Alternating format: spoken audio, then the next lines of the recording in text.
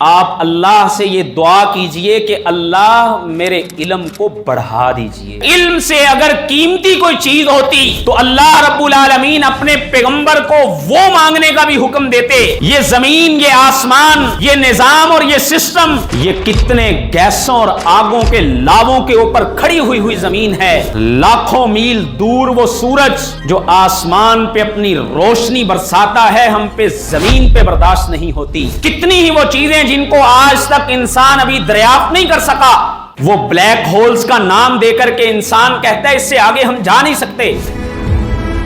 Black holes remained largely unknown until the 20th century. ان سب چیزوں کو بنانے والا اور ان کے نظام کو چلانے والا وہ اللہ ہے، اور یہ علم انسان کو اس رب کا تعارف کرواتا ہے۔ اگر ہم اپنے اسلاف کی تاریخ پڑھیں اور رسول اللہ صلی اللہ علیہ وسلم نے جو صحابہ میں وہ خشیت پیدا کی تھی، کیوں وہ قرآن کی آیات سنتے تھے تو ان پہ لرزے طاری ہو جایا کرتے تھے؟ دراصل وہ اللہ کی آیتوں کو جب پڑھتے تھے تو انہیں اللہ کا تعارف حاصل ہوتا تھا۔ محترم سامعین و سامعات،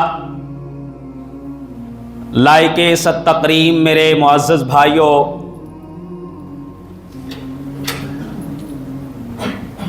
گزشتہ خطبات میں ہم نے سیرت النبی صلی اللہ علیہ وسلم کے عنوان کا آغاز کیا تھا، جس میں نبی مکرم صلی اللہ علیہ وسلم کی نبوت سے قبل کی زندگی اور آپ کی اولاد کے احوال اور نبی مکرم صلی اللہ علیہ وسلم پر جو پہلی وحی آئی، اس دین کا جو آغاز اقرأ بسم ربک الذی خلق سے ہوا، اور نبی مکرم صلی اللہ علیہ وسلم پہ وحی کی جو مختلف کیفیات ہوا کرتی تھی، ان چیزوں کا پچھلے خطبات میں ذکر ہوا ہے۔ یہ دین اسلام جو تعلیم اور تعلم کا دین ہے، اور اپنے ماننے والوں کو علم کے حصول کے لیے نہ صرف ابھارتا ہے بلکہ اس کے فضائل اور مناقب بھی بیان کرتا ہے، کیونکہ علم ہی وہ ایسی چیز ہے جو انسان کو شرک اور ظلمات کے گھٹا ٹوپ اندھیروں سے نکال کر کے اللہ رب العالمین کی وحدانیت اور انسان کے اس دنیا میں اللہ رب العالمین کی مخلوق کے طور پر ایک بندگی کرنے والا جو انسان کا اس دنیا میں کردار ہے، وہ علم ہی انسان کو متعارف کرواتا ہے۔ اللہ رب العالمین قرآن مجید فرقان حمید میں فرماتے ہیں، فرمایا نبی محمد صلی اللہ علیہ وسلم آپ لوگوں کے سامنے اعلان فرمائیے کہ قل هل يستوي الذين يعلمون والذين لا يعلمون، کیا جو علم والے ہیں اور وہ جو علم نہیں رکھتے ہیں یہ برابر ہو سکتے ہیں؟ انما یتذکر اولو الالباب، نصیحت تو ہمیشہ عقل والے پکڑا کرتے ہیں۔ اور ایک مقام پہ اللہ رب العالمین فرماتے ہیں، یرفع اللہ الذین آمنوا منکم والذین اوتوا العلم درجات، وہ لوگ جو ایمان لے کر کے آئے اور پھر انہیں اللہ کی طرف سے علم عطا کر دیا گیا، اس علم کی روشنی میں انہوں نے اپنے رب کو پہچانا، ایک بندہ ہونے کے ناطے ان پہ ان کے رب کے کیا حق تھے، اور اس معاشرے میں زندگی گزارتے ہوئے ان کے اوپر جو دیگر ذمہ داریاں تھیں ان کو انہوں نے جب پہچانا تو اللہ رب العالمین فرماتے ہیں ایسے لوگوں کو اللہ کی طرف سے درجات عطا کیے جاتے ہیں، اللہ ان کے گریڈ کو بڑھا دیتا ہے۔ اور قرآن مجید میں سورۃ طٰہٰ میں نبی مکرم صلی اللہ علیہ وسلم کی وہ دعا جس کے متعلق اللہ رب العالمین نے حکم دیا آپ کو کہ نبی محمد صلی اللہ علیہ وسلم قل رب زدنی علما، آپ اللہ سے یہ دعا کیجئے کہ اللہ میرے علم کو بڑھا دیجئے۔ اور آپ یہ دعا بھی کیا کرتے، اللہم علمنی ما ینفعنی، اے اللہ مجھے وہ چیزیں سکھلا دیجئے جو مجھے نفع دینے والی ہیں۔ اور سلف صالحین میں سے بہت بڑا نام ہے امام ابن تیمیہ رحمۃ اللہ علیہ کا، ان کے شاگرد ابن قیم رحمۃ اللہ علیہ بیان کرتے ہیں کہ جب امام ابن تیمیہ رحمۃ اللہ علیہ پر قرآن مجید کی کسی آیت کے معنی و مفاہیم واضح نہ ہوتے تو ہم دیکھتے وہ اللہ سے کتنی دیر یہ دعا کرتے رہتے، یا معلم ابراہیم علمنی، اے ابراہیم علیہ السلام کو سکھلانے والے میرے رب تو مجھے بھی سکھلا دے، یا مفہم سلیمان فہمنی، اے سلیمان علیہ السلام کو فہم و فراست دینے والے رب تو مجھے بھی فہم و فراست عطا فرما دے۔ اور اس سورہ طٰہٰ کی آیت کی تفسیر میں بعض علماء نے یہ لکھا ہے کہ علم سے اگر قیمتی کوئی چیز ہوتی تو اللہ رب العالمین اپنے پیغمبر کو وہ مانگنے کا بھی حکم دیتے،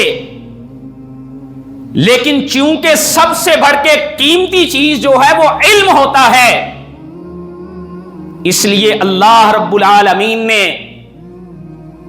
اپنے پیغمبر کو اس بات کا حکم دیا کہ اے نبی محمد صلی اللہ علیہ وسلم آپ اپنے رب سے اپنے علم میں اضافے کی دعا کیجیے۔ یہ علم کرتا کیا ہے؟ یہ علم انسان کو دیتا کیا ہے؟ اللہ رب العالمین نے قرآن مجید میں اس کا بھی جواب دیا ہے، فرمایا انما یخشی اللہ من عبادہ العلماء، انسان میں جیسے جیسے علم آتا ہے ویسے ویسے انسان کو اللہ کا تعارف حاصل ہوتا ہے، اللہ کی خشیت پیدا ہو جاتی ہے۔ اسلام کا تصور علم یہ ہے،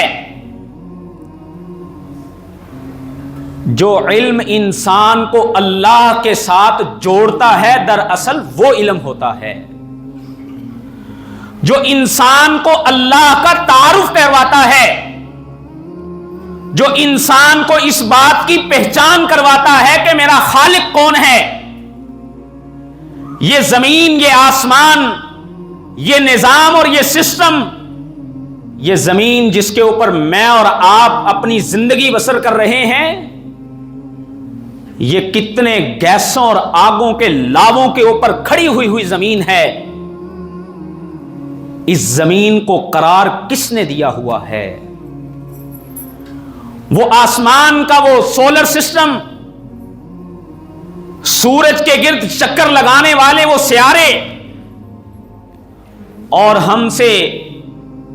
لاکھوں میل دور وہ سورج جو آسمان پہ اپنی روشنی برساتا ہے، ہم پہ زمین پہ برداشت نہیں ہوتی۔ اور یہ تو ایک چھوٹا سا سسٹم ہے، یہ گلیکسیز اور پھر آگے سپر گلیکسیز، اور آج نہ جانے کتنی ہی وہ چیزیں جن کو آج تک انسان ابھی دریافت نہیں کر سکا، وہ بلیک ہولز کا نام دے کر کے انسان کہتا ہے اس سے آگے ہم جا نہیں سکتے۔ ان سب چیزوں کو بنانے والا اور ان کے نظام کو چلانے والا وہ اللہ ہے۔ اور یہ علم انسان کو اس رب کا تعارف کرواتا ہے اور انسان کو اس دنیا میں اللہ رب العالمین کی بندگی کرنا سکھلاتا ہے اور انسان کو اس کے اخلاق سنوارنے کی تعلیم دیتا ہے، اس کی عادات کو بہتر کرتا ہے۔ یہ اسلام کا تصور علم ہے۔ آج مادیت کے اس دور میں شاید ہم ویسٹ سے اور سوشلزم سے اتنے متاثر ہو گئے کہ آج ہمارے کے جی نرسری سے لے کے پی ایچ ڈی کرنے والے ڈاکٹر تک کی سوچ علم کے حصول کے حوالے سے شاید اس سے آگے نہیں ہے کہ یہ علم حاصل کر کے نوکری اچھی مل سکے گی۔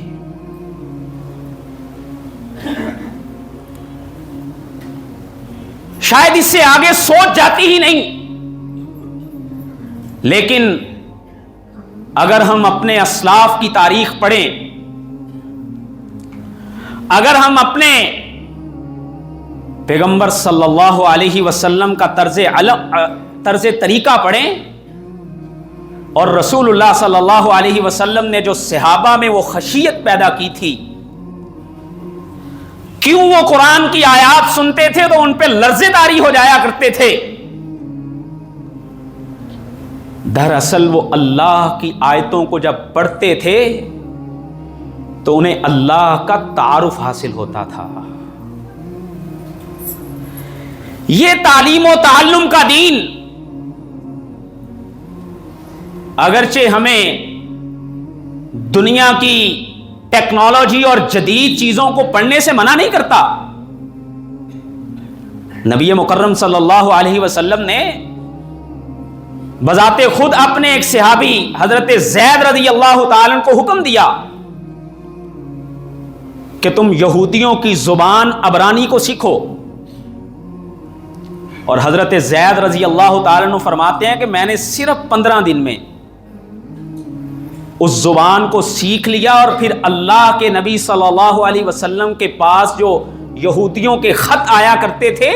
یا آپ جو خط لکھوایا کرتے تھے، اس کے لیے اللہ کے نبی کو پڑھ کے بھی میں سناتا تھا اور لکھا بھی میں ہی کرتا تھا۔ یہ اس دور کی ایک ضرورت تھی۔ نبی مکرم صلی اللہ علیہ وسلم نے اپنے صحابہ کو وہ سکھلانے کی تلقین کی، اور وہ پھر جب بدر کے مارکے میں کچھ قیدی پکڑے گئے تھے تو نبی مکرم صلی اللہ علیہ وسلم نے ان کو آزاد کرنے کے لیے جہاں پر فدیہ کی شرط رکھی تھی، وہیں پر ایک شرط یہ بھی رکھی تھی کہ تم مسلمانوں کے بچوں میں سے 10 بچوں کو پڑھنا لکھنا سکھلا دو، تمہیں آزاد کر دیا جائے گا۔ اور آج بعض لوگ شاید یورپ سے متاثر ہو کر، اور وہ جن کے سامنے مسلمانوں کی تاریخ اور ہسٹری نہیں ہے، ان سے متاثر ہو کر شاید یہ سمجھ بیٹھے کہ اسلام جو ہے یہ جدید علوم سیکھنے اور ٹیکنالوجی میں ترقی کرنے اور ان چیزوں کے راستے میں ایک بہت بڑی رکاوٹ ہے۔ لیکن اس ماڈرنزم اور پوسٹ ماڈرنزم کے دور میں، جدیدیت اور ما بعد جدیدیت کے دور میں، ہمارے بعض مسلمان بھی اتنے متاثر ہوئے کہ میڈیا پر بیٹھ کر کے سارا دن یہ نقص اور کیڑے نکالے جاتے ہیں اور ہمارے بچوں کو پڑھایا یہ جاتا ہے کہ امریکہ کولمبس نے ایجاد کیا اور افریقہ جو ہے وہ بونگسٹون نے ایجاد کیا، لیکن ہمارے بچوں کو یہ نہیں بتایا جاتا، پوری تاریخ نہیں بتائی جاتی کہ وہ کولمبس نے جو بحر پیمائی اور وہ کمپاس جس کے ذریعے اس کو ایجاد کیا تھا، وہ کس کی ایجاد تھا؟ وہ عربوں نے ایجاد کیا تھا۔ اس نے اسلامی درسگاہوں میں بحر پیمائی کی تعلیم حاصل کی تھی، اور ہمارے ساتھ ظلم یہ ہوا کہ آج انگلستان کی یونیورسٹیوں میں راچر بیکن کو جو بابائے سائنس کہا جاتا ہے، وہ شاگرد کن کا تھا؟ وہ علم حاصل کہاں سے کر کے آیا تھا؟ یہ ہمارے حریف نے آج ہمارے ساتھ یہ کام کیا ہے کہ اس نے دنیا کو یہ بتانے کی کوشش کی، اور اس میں وہ کامیاب بھی ہوا کہ تمہاری مستند ہسٹری اور صحیح تاریخ میں نے لکھی ہے، اور وہ میری لکھی ہوئی جو تاریخ ہے اسی کو تم صحیح مانو۔ یہ بات وہی ہے جیسے دارا کو سکندر نے قتل کر دیا، اور سکندر پھر دارا کے بیٹے کو کہنے لگا کہ اس کے قتل کی صحیح رپورٹ بھی میں ہی لکھوں گا۔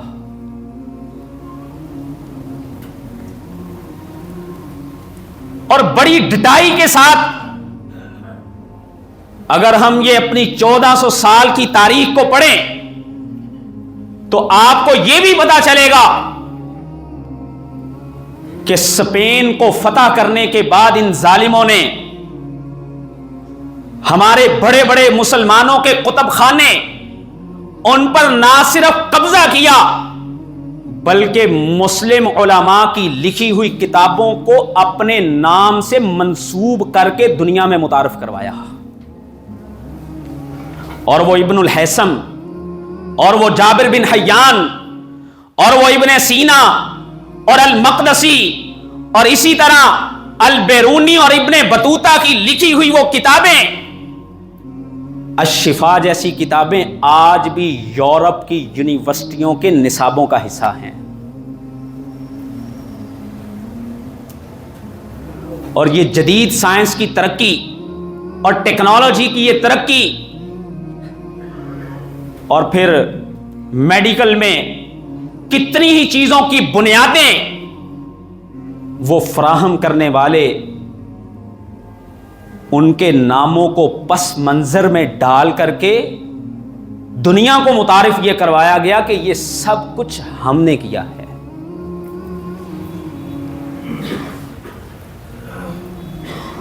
ایک سٹوری آپ کو سناتا ہوں، اس حوالے سے اگر میرے کوئی نوجوان بھائی اپنی تاریخ مختصر انداز میں پڑھنا چاہتے ہوں تو بڑی زبردست ایک کتاب ہے ڈاکٹر غلام برق جیلانی رحمت اللہ علیہ کی یورپ پر اسلام کے احسانات۔ اس کے پہلے پیج پر انہوں نے ایک سٹوری لکھی ہے۔ وہ کہتے ہیں کہ ایک گدڑیا تھا، جنگل میں اپنی بکریاں چرا رہا تھا،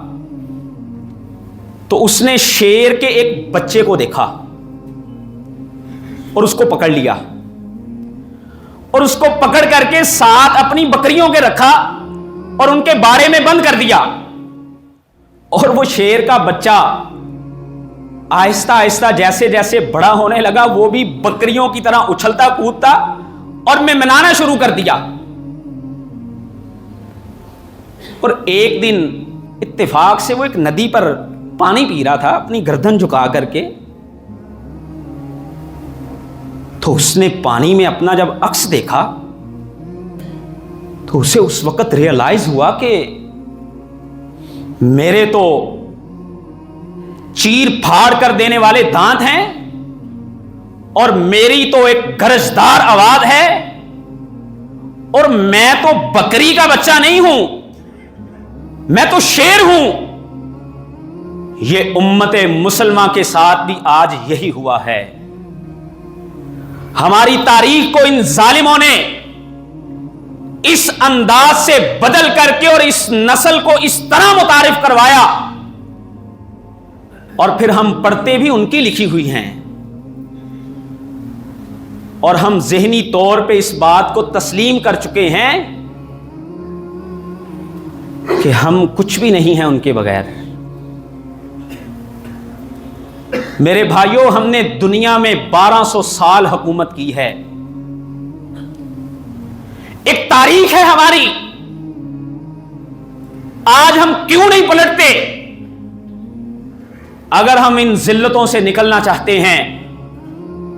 تو پڑھیے اپنے اسلاف کو، وہ جنہوں نے یورپ کے صحراؤں میں علم کو لے کے پہنچے تھے. اگر وہ نہ پہنچے ہوتے تو آج یورپ کا حال بھی افریقہ سے برا ہوتا. یہ ہمارا دین جو ہمیں تعلیم و تعلم سکھلاتا ہے، یورپ میں تو کرسچینٹی تھی نا، اور کرسچینٹی نے تو کیا کیا ظلم کیے. گلیلیو کو کیا انہوں نے پھانسی دینے کا حکم نہیں دیا تھا؟ یہ آج جو اپنے آپ کو کہتے ہیں ہم ہی دنیا کے ساری ایجادات کے سہرے ہمارے سر پر ہیں، کیا انہوں نے یہ ظلم نہیں کیے تھے؟ لیکن میرے بھائیوں، اس ساری سٹوری میں افسوس آج یہ ہے، میرے اور آپ کے ساتھ ہوا آج یہ ہے کہ ہم صرف اپنی ہسٹری ہی نہیں بلکہ رسول اللہ صلی اللہ علیہ وسلم کی سیرت پڑھنے کے لیے بھی مستشرقین کی کتابیں پڑھتے ہیں، جس میں رسولوں کو ساحر لکھا گیا ہے، جس میں مسلمانوں کے ہیروں کو ڈاکو کے طور پہ متعارف کروایا گیا ہے، اور ہم یہ سمجھتے ہیں کہ یہ ریسرچ والی کتابیں ہیں. آؤ میرے بھائیوں، اگر ہم اپنا کھویا ہوا وہ معیار دوبارہ حاصل کرنا چاہتے ہیں، وہ اقرا بسم ربک الذی خلق سے جو شروع ہونے والا دین تھا، اور نبی مکرم صلی اللہ علیہ وسلم نے 23 سال کے مختصر سے دورانیے میں جو ایک ایسی جماعت تیار کر دی تھی کہ جس جماعت نے دنیا کی سپر پاوریں کیسر اور روم کو ہی فتح نہ کیا، بلکہ ہماری تاریخ تو یہ ہے کہ ایک عورت کی پکار پہ محمد بن قاسم جب اس بر صغیر میں آتے ہیں تو اسلام یہاں بھی پہنچ جاتا ہے. آئیے مایوسیوں کو ختم کریں، محنت کریں، اور اتنی محنت کریں کہ دشمن کا یہ بنایا ہوا پروپیگنڈا خود بخود دم توڑ جائے، اور اقرا بسم ربک الذی خلق، وہ جو عظیم الشان تعلیم و تعلم کا دین، اس کے ماننے والے آج جو دنیا میں وقتی طور پہ پسپا ہیں، ان کے اوپر جو کافر اس وقت مظالم ڈھا رہے ہیں، یہ اپنے اسلاف کی اس روشن تاریخ کو، جس طرح اس شیر کے بچے کو ریئلائز ہوتا ہے کہ میں تو شیر ہوں، بکری نہیں ہوں، آج ہم بھی قرآن و حدیث کے چشمے میں ذرا اپنے چہروں کو دیکھیں. آج ہم بھی قرآن و حدیث کے آئینے کو لے کر کے اس میں ذرا اپنے چہروں کو دیکھیں کہ ہم کون ہیں. ہم تو وہ صلاح الدین ایوبی کے ماننے والے ہیں، ہم تو وہ محمد بن قاسم کے ماننے والے ہیں، ہم تو وہ رسول اللہ صلی اللہ علیہ وسلم کے صحابہ، حضرت عمر فاروق جن کے نام سے کفر لرز جایا کرتا تھا. آج کیوں ہماری آوازیں اتنی بے وقت ہو گئیں؟ دنیا کے وہ وسائل سب کچھ ہونے کے باوجود ذرا اس سوال پہ ہم غور کریں اور اس تعلیم و تعلم کے دین سے اپنا وہ تعلیم و تعلم کا ٹوٹا ہوا رشتہ دوبارہ جوڑ لیں. اللہ مجھے اور آپ کو عمل کی توفیق عطا فرمائے. وآخر دعوانا الحمدللہ رب العالمین.